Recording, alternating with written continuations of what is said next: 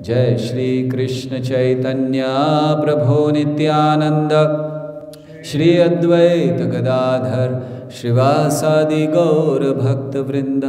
हरे कृष्णा कृष्ण कृष्ण हरे हरे, हरे Ram Ram Ram Hare Hare. Laptop possible है कि ज़्यादा लोग नहीं बैठे और इस लैपटॉप पे दिखाई देता रहना जो जैसे दोपहर को किया। हरे कृष्णा।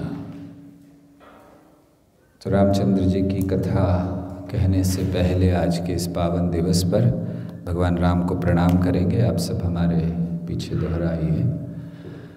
रामं रामानुजं सीता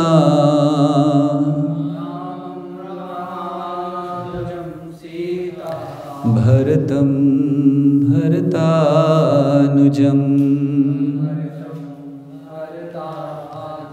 सुग्रीवं वायुसूनं च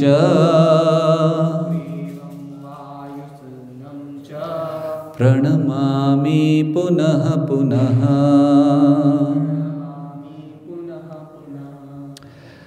हम प्रणाम करते हैं भगवान श्री राम, श्रीमती सीता देवी, भगवान के भाई भरत, लक्ष्मण और शत्रुघ्न और उनके मित्र श्री सुग्रीव जी को तथा उनके परम भक्त वायुपुत्र हनुमान जी को बारंबार प्रणाम करते हैं। हरे कृष्णा। तो रामनवमी है आज और इस राम कथा का अंतिम दिवस। पिछले करीब 10 दिनों से कौन सा दिन आज है? आज 11वां दिन है। तो पिछले 10 दिनों से हम लोग ये रामायण की कथा कर रहे हैं रामनवमी के अवसर पर, और आज रामनवमी है तो इसीलिए आखिरी दिन इस राम कथा का है। कल सुबह से जैसे श्रीमद् भागवत चल रहा था 10वां स्कंद, वो चलता रहेगा, लेकिन ये संध्या की क्लास रामायण कल से नहीं होगी, तो ये आखिरी क्लास है यहाँ। आज सुबह हम लोग चर्चा कर रहे थे रामायण पे, किस तरह मंथरा ने कैकेयी के मन को प्रभावित किया, किस तरह कैकेयी गई दशरथ महाराज के पास और कैसे दशरथ महाराज और कैकेयी का संवाद हुआ।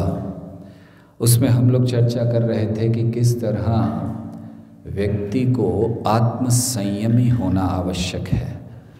साथ ही साथ आत्मसंयमी तो हो लेकिन विचारवान भी हो, जिज्ञासा करे, उसको संतुष्टि हो, और ये सब उसे सत्संग में प्राप्त हो सकता है। इसकी चर्चा हम लोगों ने ये सुबह विस्तार से की थी।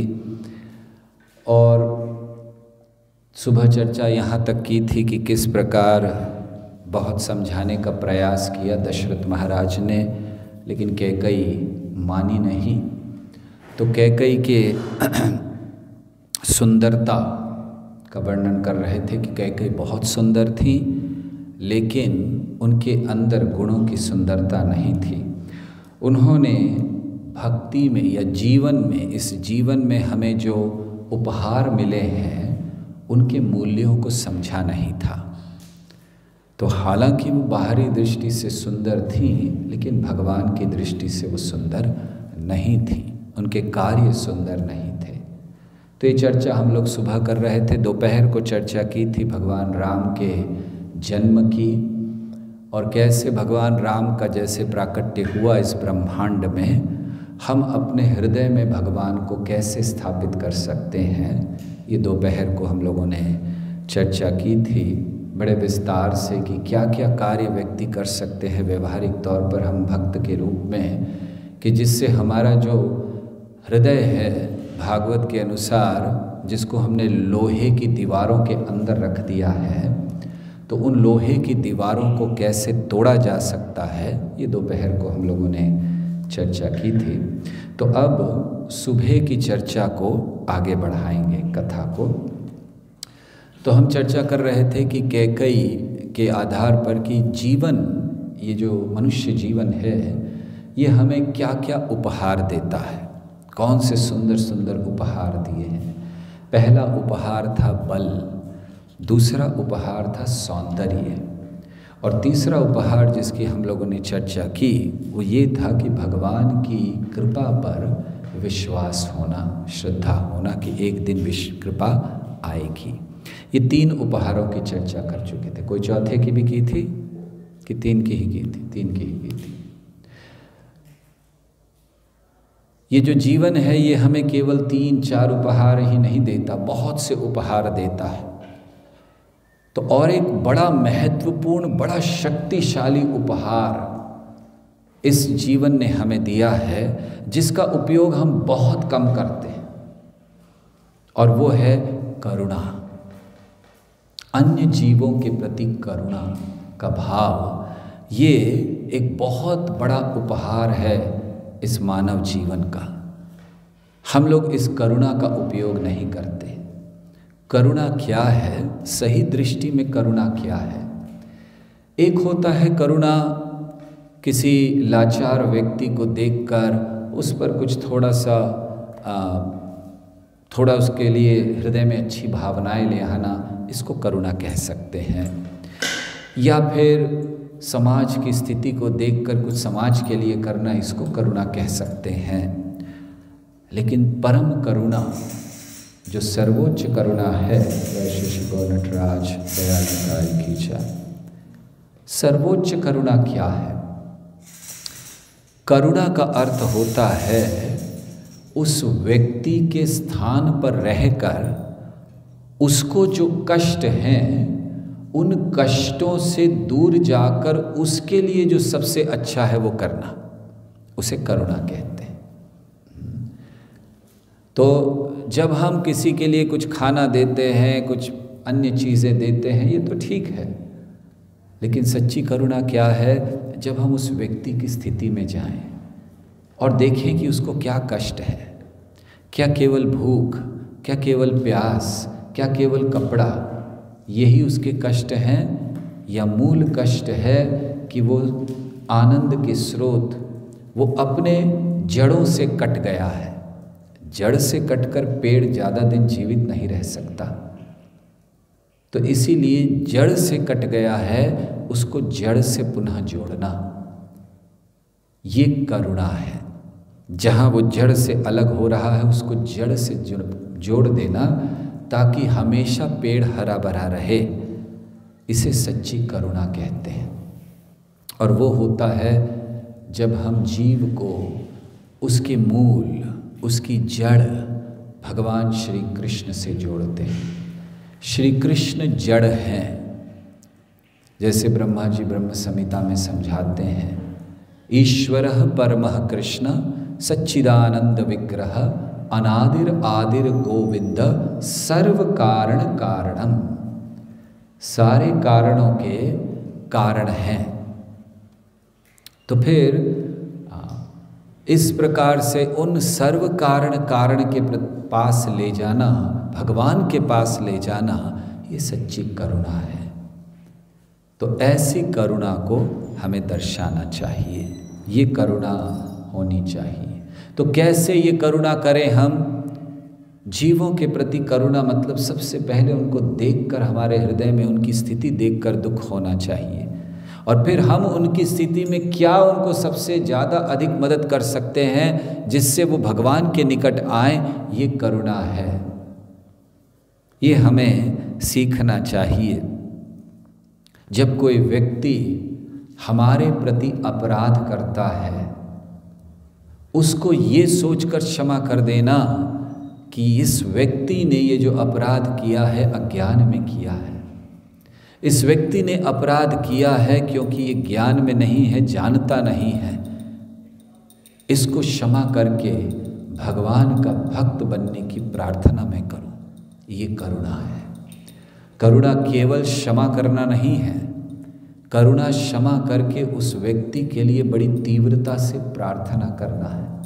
एक करुणा भरा हृदय ही अपने शत्रु के लिए भी बड़ी तीव्रता से प्रार्थना कर सकता है।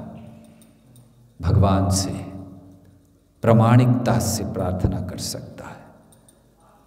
तो इसीलिए करुणा हृदय में आवश्यक है। ये करुणा होनी चाहिए हमारे हृदय में।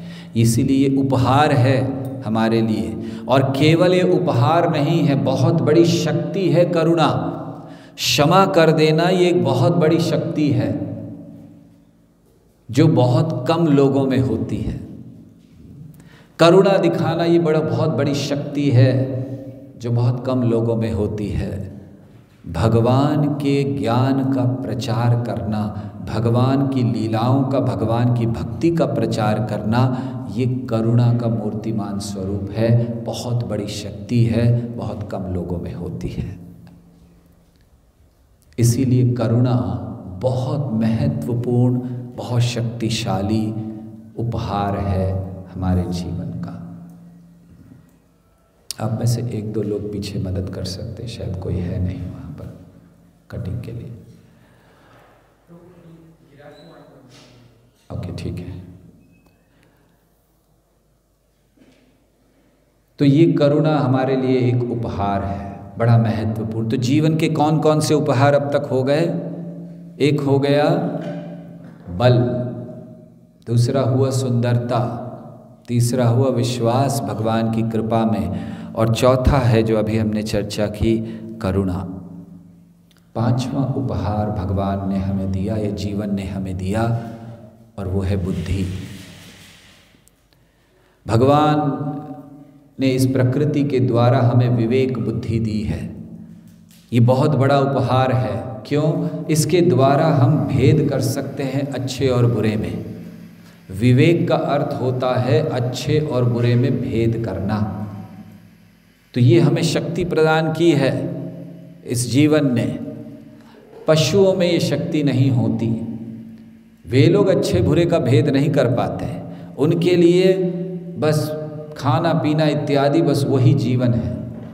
लेकिन मनुष्यों में ये उपहार है कि हम भेद कर सकते हैं, क्या अच्छा है क्या बुरा है, क्या करने लायक है क्या नहीं करने लायक है। और जो लोग ये भेद नहीं करते हैं, भगवान भगवत गीता में उन्हें असुर कहते हैं, क्योंकि उनको पता ही नहीं होता है कि क्या करना है और क्या नहीं करना है। ये असुरों का भाव है। लेकिन जो मनुष्य हैं वो विवेक से कार्य लेते हैं, बुद्धि से कार्य लेते हैं। बहुत सुंदर उपहार है ये। लोग बुद्धि का उपयोग करते हैं कुछ इस जगत में बहुत बड़ी चीज़ों को बनाने के लिए। लोग बुद्धि का उपयोग करते हैं एटम बम बनाने के लिए जिससे नाश होता है, या लोग बुद्धि का उपयोग करते कोई ऐसी चीज़ बनाने के लिए जिससे दुनिया में, सारी दुनिया में तहलका मच जाता है। लेकिन बुद्धि का उपयोग नाश करने के लिए नहीं होना चाहिए। बुद्धि का उपयोग जीवन को सफलता की ओर ले जाने के लिए होना चाहिए। ये सच्ची बुद्धि है। तो बुद्धि हमारे लिए एक बहुत सुंदर उपहार है इस जीवन का। और दो महत्वपूर्ण और वैसे तो बहुत से उपहार हैं, दो महत्वपूर्ण और उपहारों की चर्चा करना चाहते हैं, जिनमें से एक है श्रद्धा।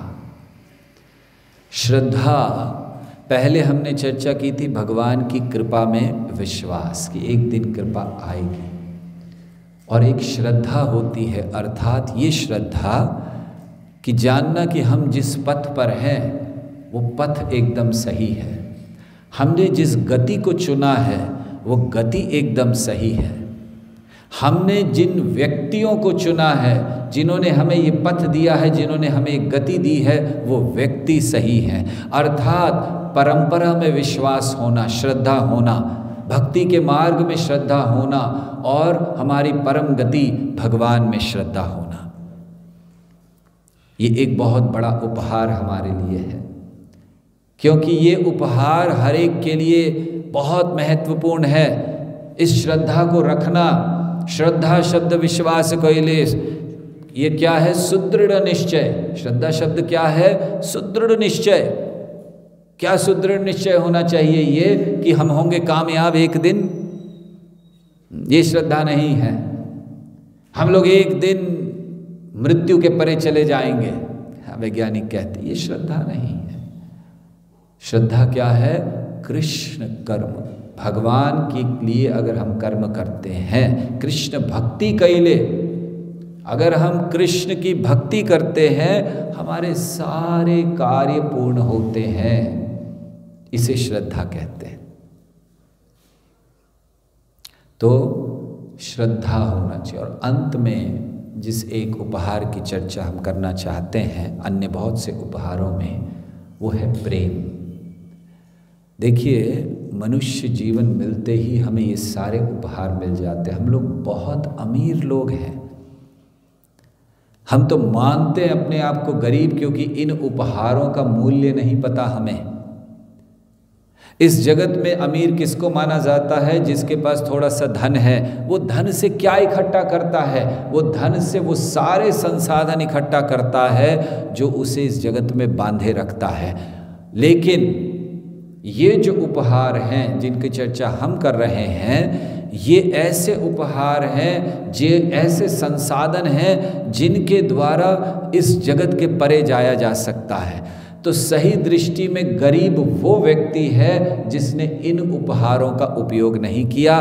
केवल धन कमाने वाला वो अमीर नहीं है, बहुत गरीब है, क्योंकि उसके पास केवल धन है। इस जगत में अगर केवल धन है तो वो बहुत गरीब आदमी है।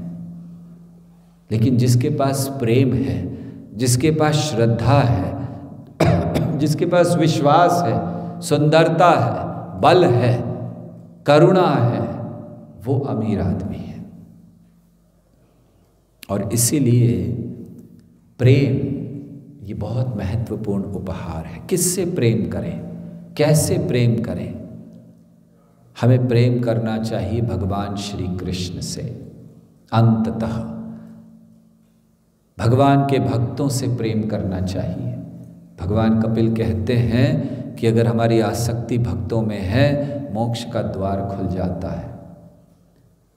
प्रसंगान अजरम पाशमात्मनः कवयो विदु स एव साधु सुकृतो मोक्ष द्वारम अपावृतम। कि सब जानते हैं कि इस जगत में अगर आसक्ति होगी तो बंधन का कारण है, लेकिन वही आसक्ति साधुओं में हो जाए, भक्तों में हो जाए भगवान के, मोक्ष द्वारम अपावृतम। हमें कुछ और करने की जरूरत नहीं है, एक भक्त से आसक्त हो जाइए बस। एक ऐसे भक्त से जो शुद्ध है, जिसके हृदय में कृष्ण है, जीवन सफल हो जाएगा। और इसका प्रमाण है शिला प्रभुपाद। ऐसे ऐसे लोग शिला प्रभुपाद से आसक्त हुए जिन्हें कृष्ण के विषय में कुछ नहीं पता था। वे नहीं जानते थे कृष्ण कौन है, राधा रानी कौन है। शिला प्रभुपाद से पूछा जाता था चित्र देखकर, ये जो खड़ी है कृष्ण के पास में, उनकी गर्लफ्रेंड है क्या? वे नहीं जानते थे कृष्ण, वे नहीं जानते थे राधा रानी को, वे जानते थे शिला प्रभुपाद को। और देखिए भक्ति की कितनी ऊंची सीमा तक वो पहुंचे। और ये इस कारण से है क्योंकि उनकी आसक्ति थी शिला प्रभुपाद में, प्रेम था गाढ़ा प्रभुपाद में, जीवन थे प्रभुपाद उनके लिए, और इसीलिए उन्हें सफलता मिली। तो अगर हम भक्तों से ये प्रेम करें तो भगवान अपने आप हमें सफलता प्रदान करते हैं। मोक्ष द्वारम अपावृतम। इसीलिए प्रभुपाद की बहुत इच्छा थी कि भक्तों का आपस में प्रेम हो। ये जो हमारा आंदोलन है, ये प्रेम का आंदोलन है। एक दूसरे से प्रेम करना, भगवान से प्रेम करना सिखलाता है ये आंदोलन। ये आंदोलन किसी को दबाने का आंदोलन नहीं है। ये आंदोलन अन्यों के सर पर पांव रखकर चलने का आंदोलन नहीं है। ये आंदोलन आतंक फैलाने का आंदोलन नहीं है। ये आंदोलन प्रेम फैलाने का आंदोलन है जो प्रभुपाद ने फैलाया। प्रभुपाद के हृदय में इतना प्रेम था। एक समय प्रभुपाद ने कहा अपनी एक शिष्या के लिए कि ये मेरे लिए अपना सर कटवा सकती है और मैं इसके लिए अपना सर कटवा सकता हूँ। इसे कहते हैं प्रेम। और सही में प्रभुपाद जी के शिष्यों ने जो प्रेम प्रभुपाद से दिखलाया वो इसी स्तर का था कि वो उनके लिए अपना सर कटवाने तक तैयार थे। आज हमारे अंदर वो भावना नहीं है। हम अनुयायी हैं प्रभुपाद के गुरु के, लेकिन सर कटाने के लिए तैयार नहीं। श्रील प्रभुपाद ने गर्ग मुनि और ब्रह्मानंद प्रभु को कह दिया, जाओ पाकिस्तान में प्रचार करो।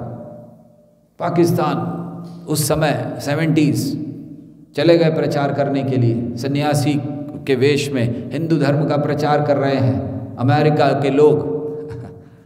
और भारत और पाकिस्तान युद्ध छिड़ गया। अब दोनों वहाँ पर हैं। देखिए, इसे कहते हैं कि प्रभुपाद के लिए अपना सर कटाने तैयार है। तो वहाँ पर हैं, दोनों फंस गए हैं और जानते थे कि भारत पाकिस्तान युद्ध है, और अगर वहाँ पर ऐसे देख लिया सैफरन में तो काट डालेंगे। एयरपोर्ट पर आते हैं, एयरपोर्ट पर लोग वहाँ कहते हैं आखिरी प्लेन जाने वाला है।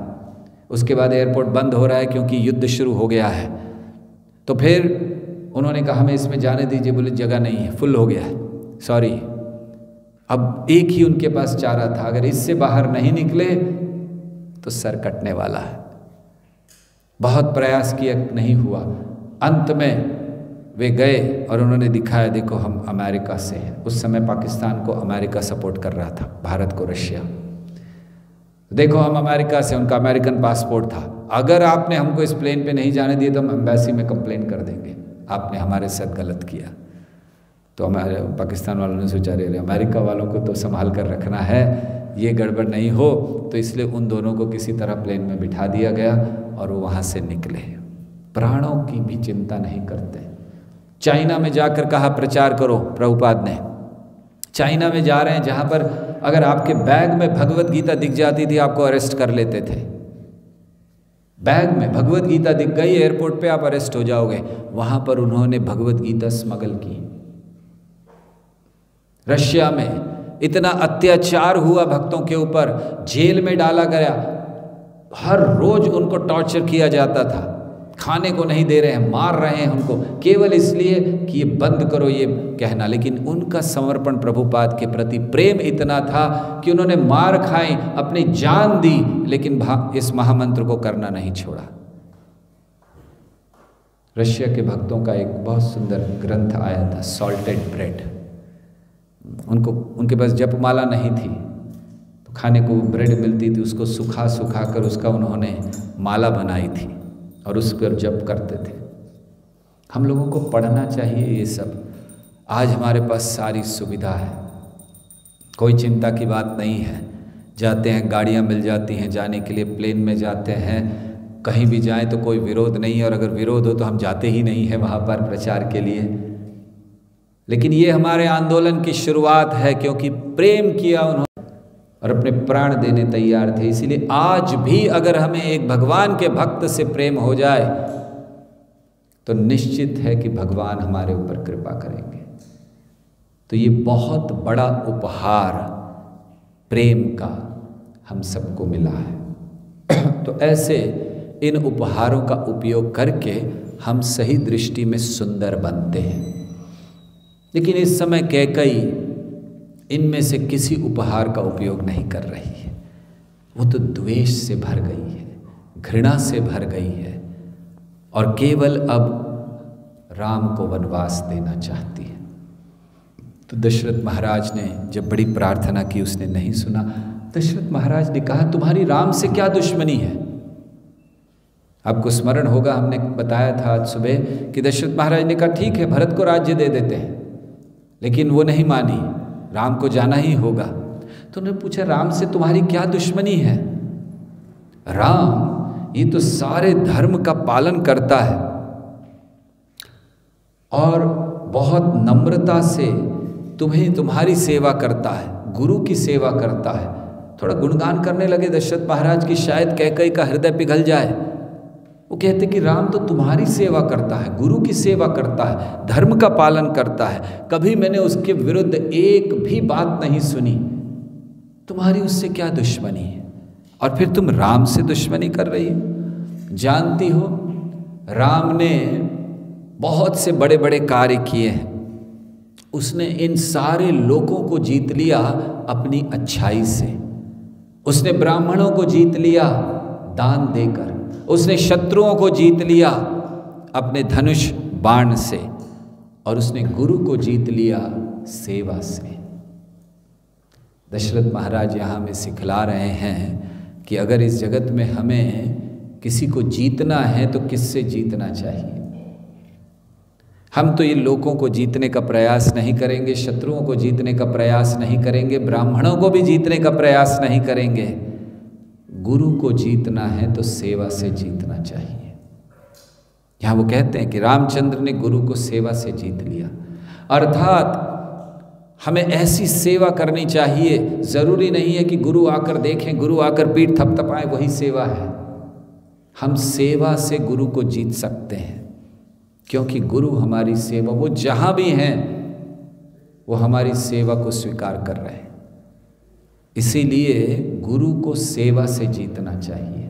हम जहाँ हों, जिस स्थिति में हों, दुनिया के किसी कोने में हों, ऐसी सेवा करें जिससे हमारे गुरु का नाम बहुत बढ़ जाए। लोग पूछने लगे कौन है ये, किसका शिष्य है ये, और तब कोई अच्छा ये उनका शिष्य है, ओ ये प्रभुपाद जी का अनुयायी है, तभी इतना अच्छा है।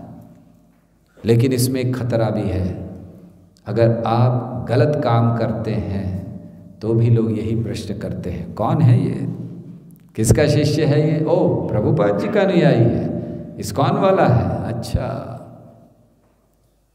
तो इसीलिए हमें ऐसी सेवा करनी चाहिए, ऐसी सेवा, इतनी अच्छी सेवा कि लोग पूछने लगे कौन हैं ये लोग, किस संस्था से हैं, किसके अनुयायी हैं, तब हम लोग गर्व से कह सके हम लोग श्रील प्रभुपाद के अनुयायी हैं। लेकिन उससे पहले ऐसी सेवा कीजिए जिससे वो भाव आ सके, हम लोग सर उठाकर कह सकें कि हम श्रील प्रभुपाद के अनुयायी हैं।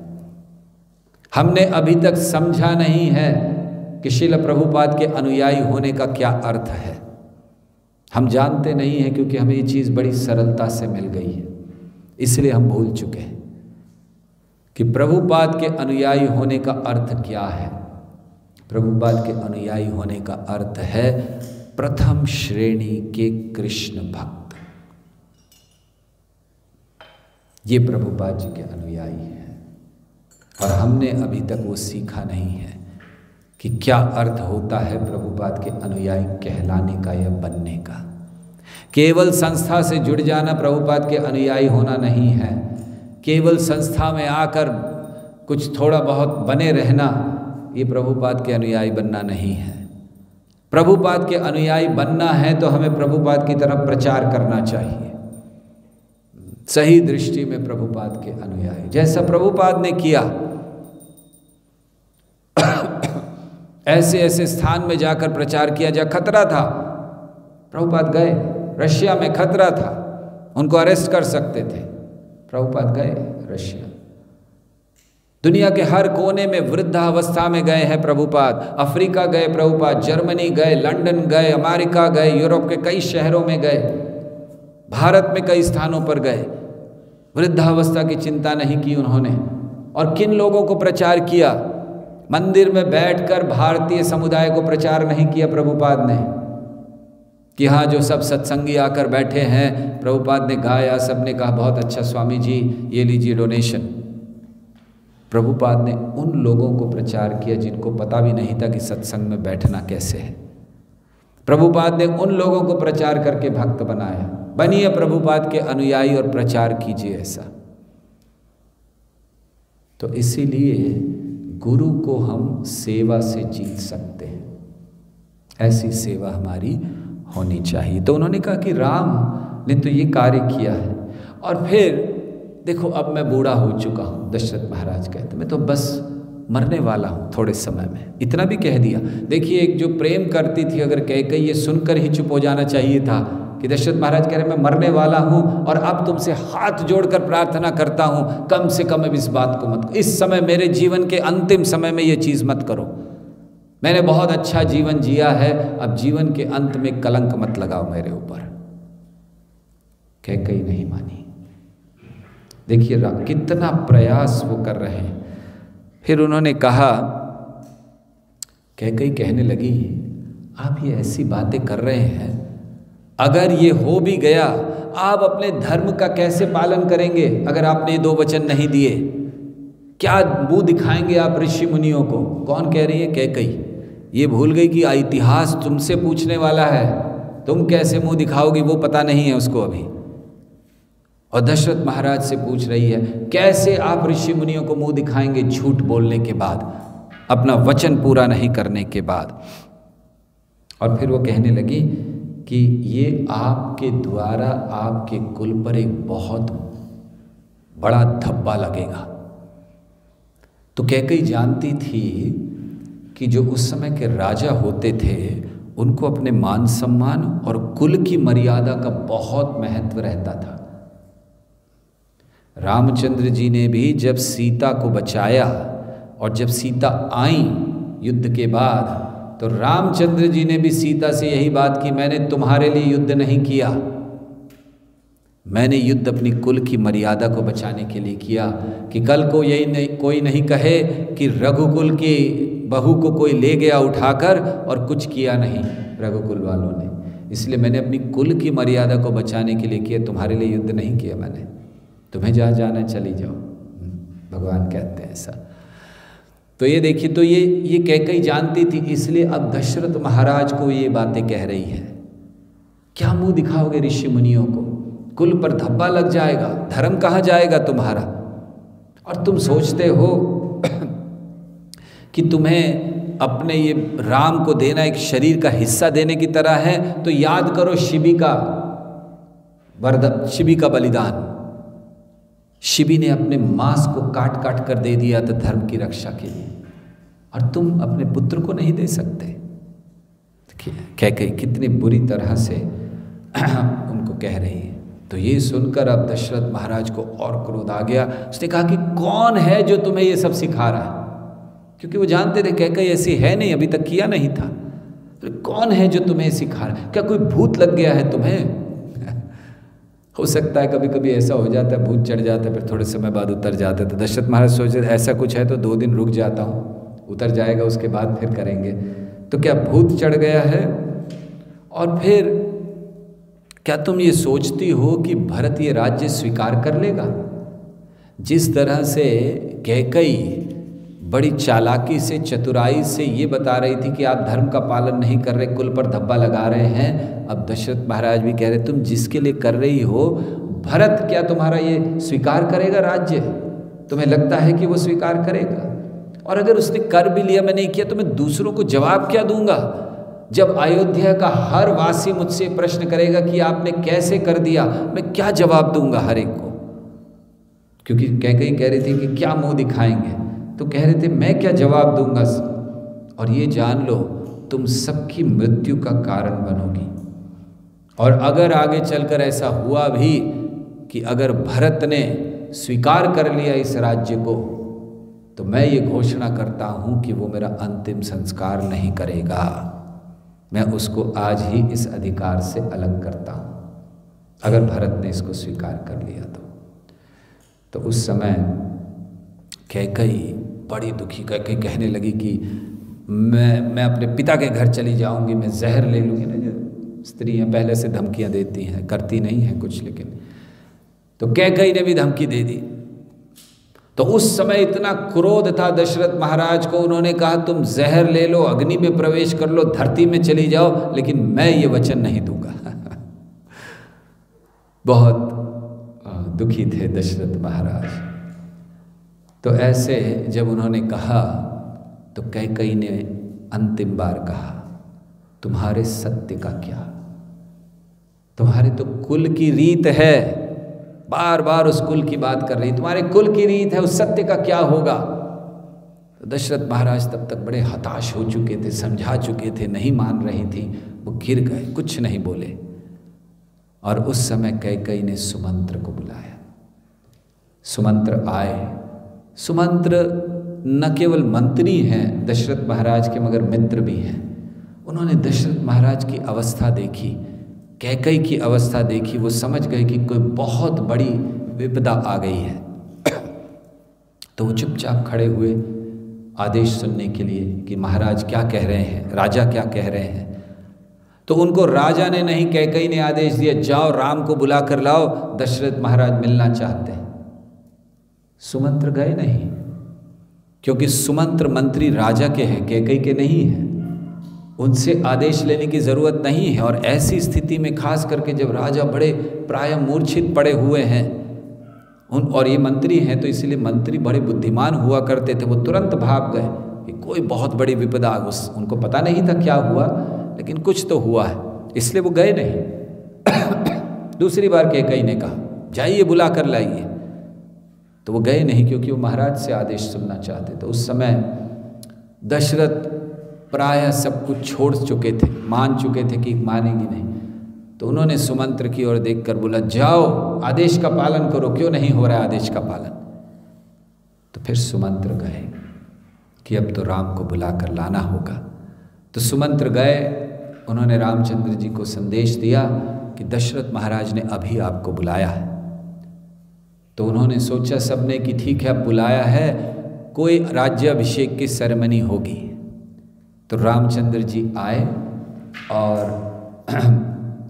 रथ पर सवार हुए, क्योंकि अब जब घोषणा हो चुकी है कि वो राजा बनेंगे, तो फिर अब जब उनको चलना है तो वो रथ पर जाएंगे। तो दशरथ महाराज के महल की ओर जाते हुए अब वो रथ पर चले, और उनके रथ पर एक सफ़ेद रंग का छत्र था, मतलब राजा का जो होता है, क्योंकि अब घोषणा हो चुकी है राजा होंगे, और सबको पता था कि राजा कौन विरोध करने वाला है, तो इसीलिए पहले से ही हो गया कि अब निकले हैं। तो रामचंद्र जी ने भी स्वीकार कर लिया। देखिए, सब पता था क्या होने वाला है, वहाँ जाके क्या होना है पता था रामचंद्र जी को, लेकिन ठीक है, छत्र दे रहे हो दे दो, रथ दे रहे हो दे दो। तो रथ पर चढ़े और सारे जो नागरिक थे बड़े प्रसन्न हो गए। उनको लगा कि अब रामचंद्र जी जा रहे हैं, कुछ राजा कहेंगे, फिर राज्याभिषेक शुरू हो जाएगा। तो ऐसे रामचंद्र जी अब दशरथ महाराज के सामने पहुंचते हैं, और जैसे ही वो पहुंचते हैं, रामचंद्र जी लाया जाता है उनको, तो दशरथ महाराज कुछ बोले, वो तो बोलने की स्थिति में ही नहीं थे, पड़े हुए थे। तो रामचंद्र जी ने देखा ये क्या हो गया, मेरे पिता ऐसे, और उन्होंने कैकेयी की ओर देखा। तो कैकेयी ने कहा कि राम, तुम्हें यहाँ बड़े विशेष कार्य के लिए बुलाया गया है। क्या विशेष कार्य है बताइए। तो उन्होंने कहा पहले वचन दो कि जो तुमसे कहा जाएगा वो तुम पूरा करोगे। ये पहली बार ऐसा हुआ कि राम से ऐसा कहा जा रहा है कि राम पर विश्वास नहीं है। तो रामचंद्र जी ने कहा कि आप ऐसी बातें क्यों कर रही हैं, आप अगर कहें तो मैं जहर पी सकता हूँ आपके लिए, अगर आप मुझे जहर दे देंगी तो मैं जहर भी पी लूँगा, और अगर आप कहेंगे कि अग्नि में प्रवेश कर जाओ, मैं अग्नि में प्रवेश कर जाऊँगा, आप कहें समुद्र में कूद जाओ, मैं समुद्र में कूद जाऊँगा, इससे ज़्यादा और क्या आप कहने वाली।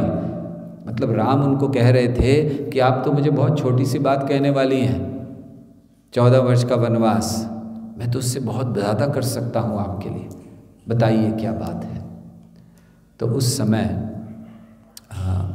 कैकेयी ने कहा राम से कि पूर्व काल में महाराज ने मुझे 2 वचन दिए थे, आज मैंने उन 2 वचनों को मांगा है और महाराज ने मुझे वो 2 वचन दिए हैं।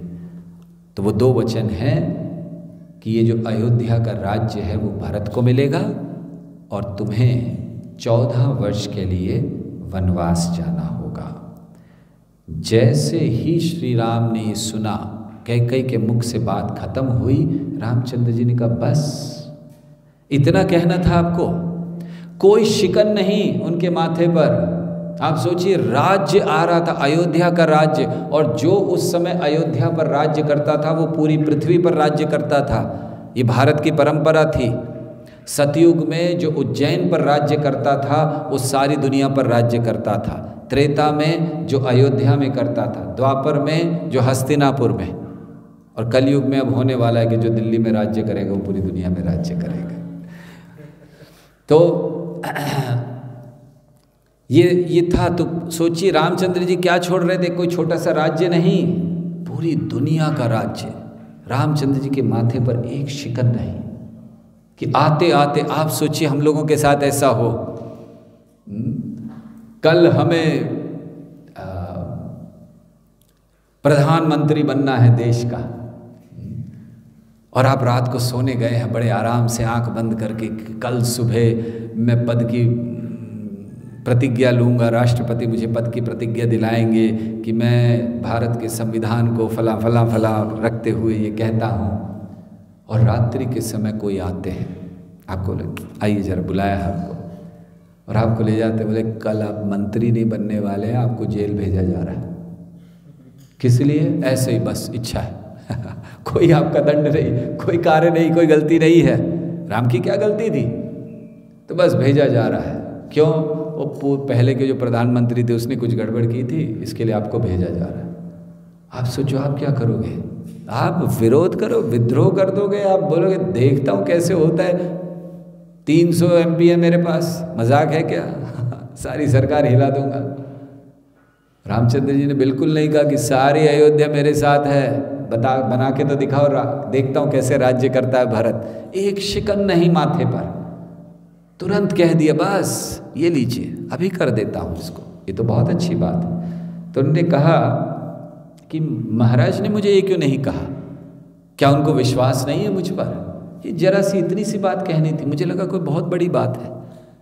आप सोचिए कि क्या क्या भाव है रामचंद्र जी का, क्या उनकी चेतना है, कोई आसक्ति नहीं एक पल की भी।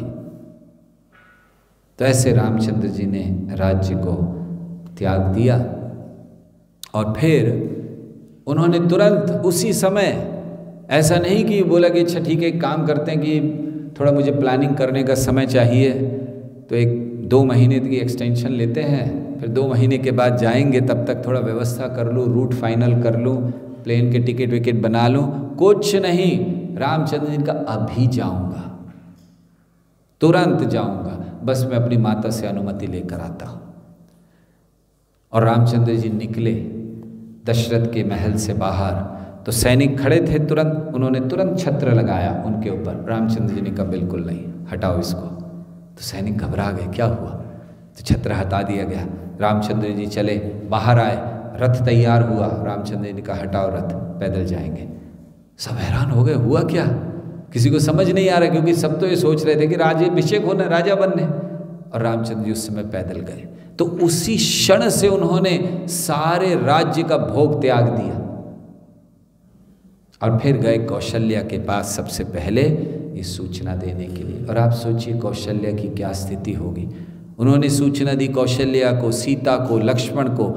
लक्ष्मण का तो कहना ही क्या, इतने गुस्से में थे लक्ष्मण, उन्होंने कहा कोई कहीं नहीं जाएगा, रामचंद्र जी वनवास नहीं जाएंगे। ये स्त्री से आसक्त पुरुष, अपने पिता के लिए कह रहे थे, ये स्त्री से आसक्त पुरुष, कामी पुरुष, इसको मैं बंदी बना लूंगा। और अगर अयोध्या वालों ने किसी ने भी विरोध किया तो मैं सारी अयोध्या को जलाकर खाक कर दूंगा। रामचंद्र जी सोच रहे थे अयोध्या को जला दोगे तो राज्य कहाँ पर करूंगा, सारी अयोध्या जला दूंगा। तो ऐसे बहुत सारी चीज़ें हुई। ये भगवान राम की सबसे महत्वपूर्ण लीला है। भगवान जब आते हैं तो उनमें कुछ लीलाएं सबसे महत्वपूर्ण होती हैं।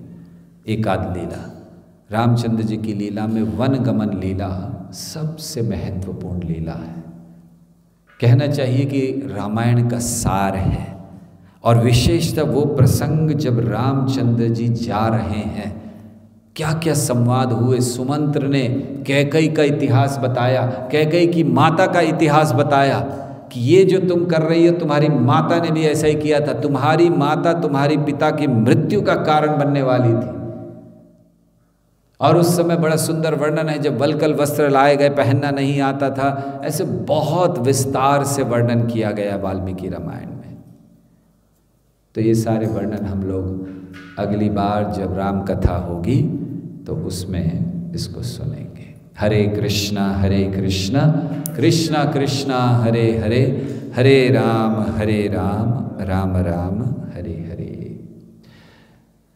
तो कल सुबह 7:30 बजे हम लोग भागवतम के 10वें स्कंद पर जो चर्चा कर रहे हैं उसको चालू रखेंगे।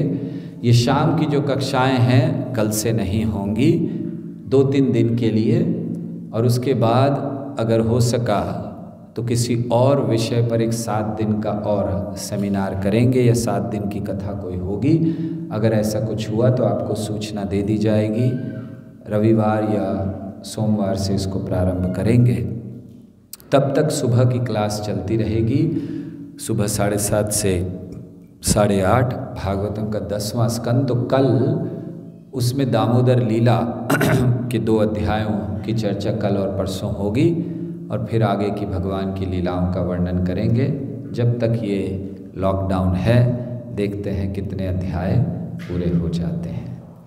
और साथ ही साथ हम आप सबका धन्यवाद भी देना चाहते हैं। कई भक्तों ने हम लोगों को, जो हम ये इस समय में जो बाहर स्थिति खराब है, बहुत सारे ऐसे लोग हैं जिनको भोजन मिल नहीं रहा है क्योंकि वो लोग कुछ कमा नहीं पा रहे हैं, जा नहीं पा रहे हैं। और हमारी संस्था यहाँ इस्कॉन ग्रेटर नोएडा, हालांकि हम लोग बहुत छोटे से हैं, आज हमने सुना कि भारत में टोटल इस्कॉन ने कोरोना अफेक्टेड लोगों को भारतीय स्थान में 2,65,000 से ज़्यादा लोगों को वो खिला रहे हैं, या और भी ज़्यादा होंगे, हमें नहीं पता। हम लोग तो बहुत छोटा से हैं, 1,000-1,500 लोगों को खिला रहे हैं लेकिन वो भी हमारी क्षमता के परे है। यहाँ कोई व्यवस्था नहीं है, कोई कुक्स नहीं है, फिर भी हम लोग कर रहे हैं और आप लोग सहयोग कर रहे हैं। कुछ भक्तों ने आज चावल ला कर दिए, किसी ने हमारे अकाउंट में भी कुछ, इस्कॉन के अकाउंट में कुछ राशि भी डाली है।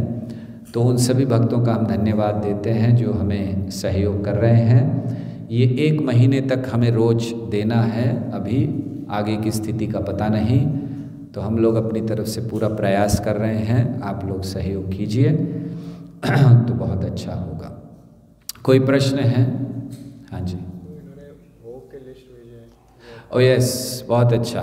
हम ये कह ही नहीं जा रहे थे कि आप लोग जो घर में हैं, कितने लोगों ने भोग बनाया आज भगवान के लिए, राजभोग, तो उनकी कितने लोगों का आया है? लाओ, सबका पढ़ना चाहिए। अच्छा है।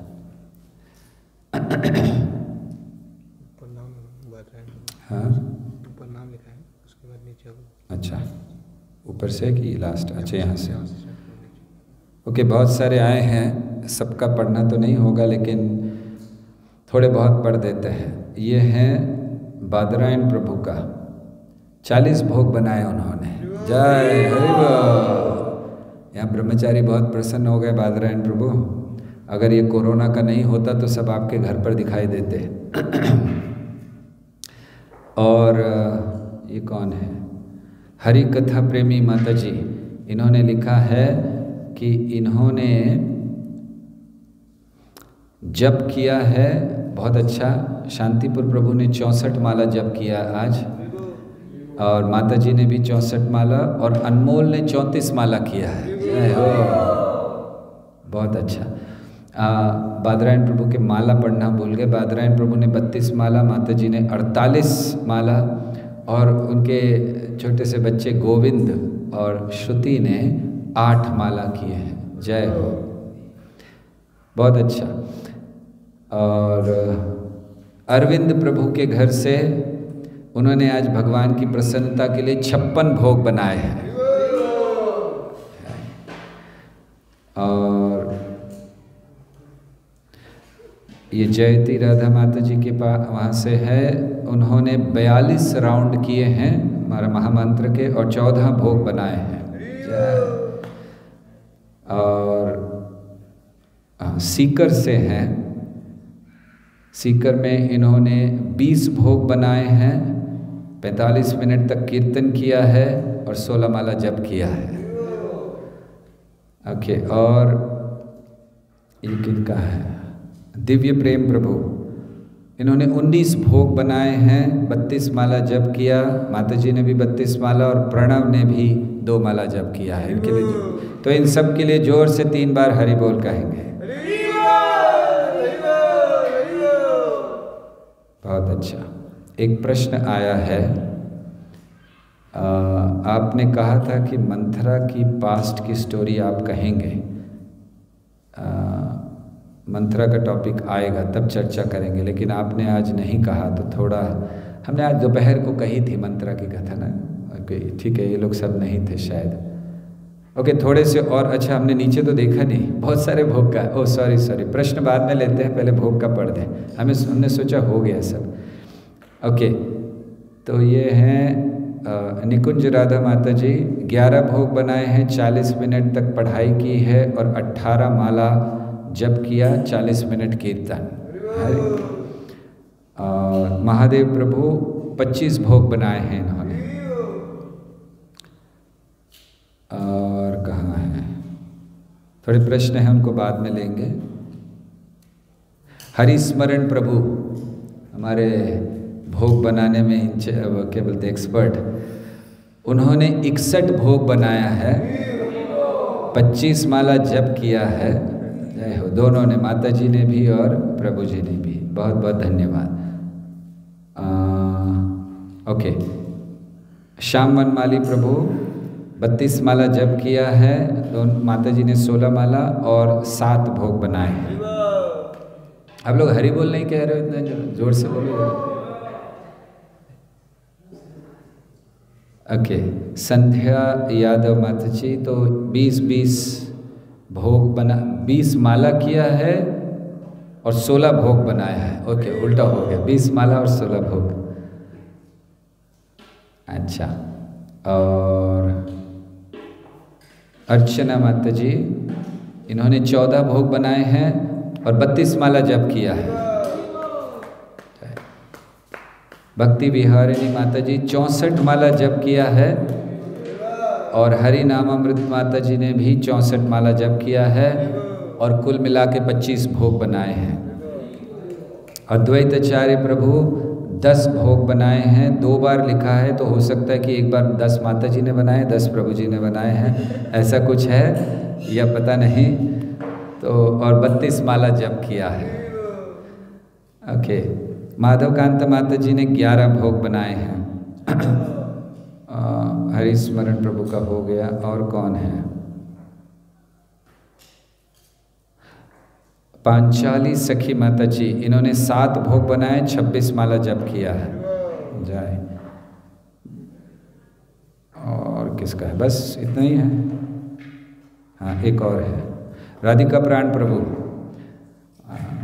इन्होंने कीर्तन भी किया, अभिषेक भी किया, 12 भोग बनाए, 25 माला जप किया है। माता जी ने 16 माला, दामोदर ने 6 और विशाखा ने 4। जय हो।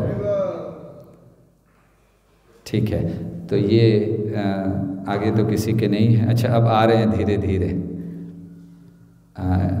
एक किसी के आए हैं 12 भोग और 16 माला जप।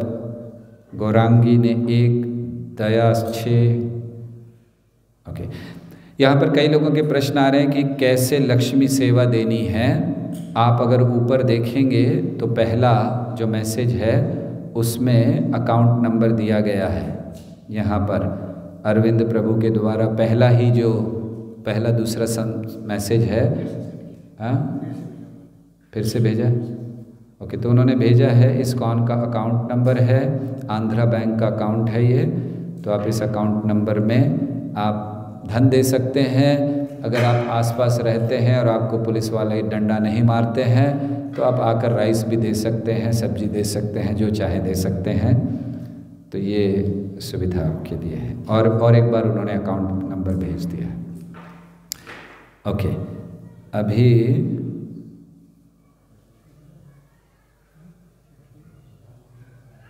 कुछ प्रश्न हैं, इनमें से समय क्या हुआ?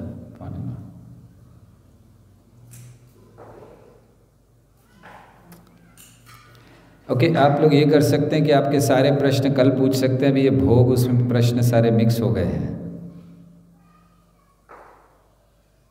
फिर भी 1-2 प्रश्न दिखाई दे रहे हैं।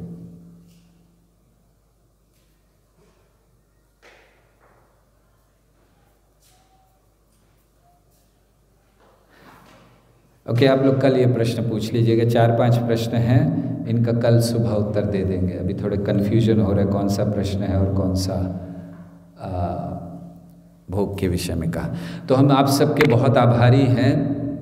बहुत अच्छा लगा कि आप सब ने इतने सारे भोग बनाए हैं आज भगवान राम की प्रसन्नता के लिए, और इतने माला जप किया, कीर्तन किया। तो प्रार्थना करते हैं भगवान राम से कि आपके हृदय में भक्ति को वो स्थापित करें। और इतने दिनों तक रामायण की कथा भी आपने सुनी और आशा करते हैं कि आगे भी जो कथा भी 2-3 दिन बाद शाम के समय प्रारंभ होगी उसमें भी आप सब भाग लेंगे। आपको सूचना दे दी जाएगी, संदेश आ जाएगा तो जो भी प्रारंभ होगा। Yes, you want to say something?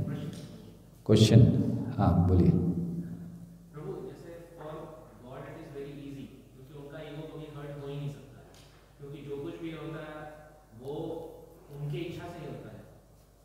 अकेला ईश्वर कृष्ण और सब है, जैसा मैं चाहते भगवान सभी नाचते हैं। तो जब सब कुछ उनके प्लान से ही होता है तो उनके लिए फ्रस्ट्रेट होने की कोई बात ही नहीं है। तो ये जो शिक्षा है कि राम ने एकदम सहज स्वीकार कर दिया, वो भी उनका प्लान ही था, सब कुछ उनके प्लान के अकॉर्डिंग ही हो रहा था, कोई भी उनके प्लान को फ्रस्ट्रेट नहीं कर सकता। लेकिन जब हमारा यहाँ तक केस, तो हमारे प्लान तो फ्रस्ट्रेट होते रहते हैं, प्रैक्टिकल और रियली। तो मतलब भगवान से कोई कंपैरिजन नहीं है हमारे पोजीशन में, तो हम अपने लेवल पे कैसे उसको कर सकते हैं? भगवान जब आते हैं वो सबसे ऊंचे आदर्श को स्थापित करते हैं जिससे हम उस स्तर तक पहुंचने का अभ्यास करें।